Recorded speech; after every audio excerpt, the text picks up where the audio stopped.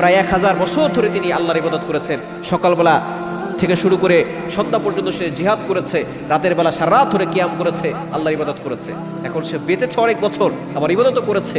তখন নবী সাল্লাল্লাহু আলাইহি ওয়াসাল্লাম একটু পেরেশানিত হলেন। তখন আল্লাহ পাক রব্বুল আলামিন তার উম্মতের জন্য যে পেরেশানি দেখে তিনি বললেন, নবী হে, আপনি টেনশন করবেন না, আপনার উম্মতের বয়স কম। এখন আগের যুগের মানুষের বয়স বেশি ছিল, তারা ইবাদত বেশি করেছে, এজন্য তারা আগে জানাতে যাবে, বিষয়টা এমন নয়।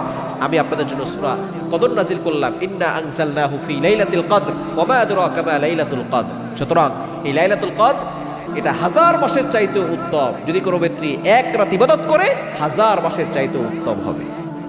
সুতরাং আপনি যদি এই ছোট্ট একটা দোয়া পড়তে পারেন, আল্লাহ পাক রব্বুল আলামিন অসংখ্য সওয়াব দান করবে। দোয়াটি হচ্ছে জাযাল্লাহু আন্না মুহাম্মাদাম মা হুয়া আহলু, জাযাল্লাহু আন্না মুহাম্মাদাম মা হুয়া আহলু।